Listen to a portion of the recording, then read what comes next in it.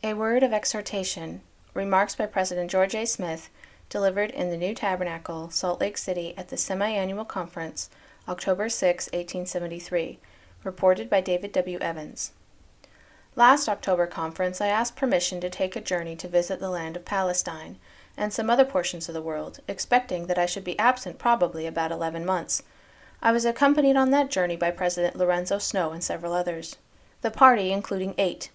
We visited Palestine and many other countries, a portion of us calling at the fair in Vienna, but in consequence of my selection by the conference last April to do the duties of trustee and trust, I returned home a little sooner than I anticipated, though we were all well satisfied with our journey and visit, and with every interview we had on the entire journey, and were very thankful to our Heavenly Father that we had the means given us, through His mercy, and I, individually, through the kindness of my friends, to make such a journey.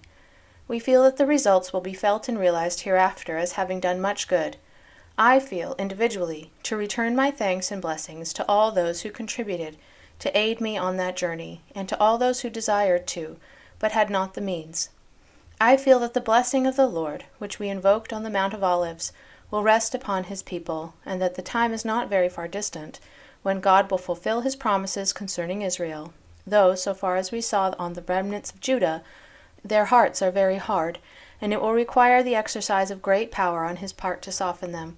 But as His word will not fail, and His promises are sure, we look forward to their fulfillment with regard to Israel. In the meantime, we, with all our hearts, might, mind, and strength, should take warning by the example of Israel and not fall into the same snares. They neglected their tithes and offerings, violated the Sabbath, forgot their prayers, and worshipped other gods. And for these things God cursed them and scattered them to the four winds of heaven, and the curses rest on the land, and, as was predicted by the prophet, the rain has been turned into dust. We, as Latter-day Saints, having had revelation from the Lord, and the fullness of the priesthood revealed unto us, should be exceedingly careful that we do not neglect the gospel, turn from our duties, neglect our tithes and offerings, Sabbaths and prayers, forsake the Lord, and go astray after other gods, lest, peradventure, the curse of the Almighty fall upon us, and the kingdom be rent from us, and given to another people.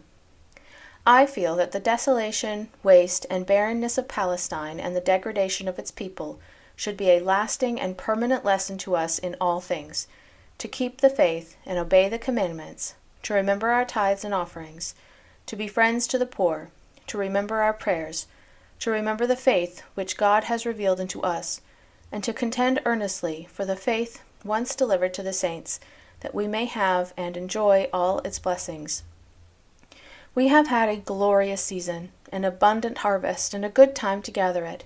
The weather has been fine and agreeable, and now, brethren and sisters, let us gather together a few days to talk with and strengthen each other upon the principles of the gospel of peace. The elders can bear testimony, for I know that this is the gospel of Jesus Christ, and that God has revealed it to us for our salvation.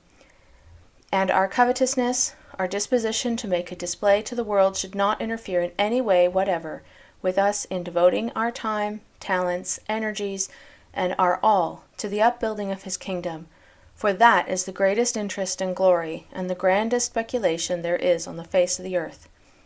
These are my sentiments and views.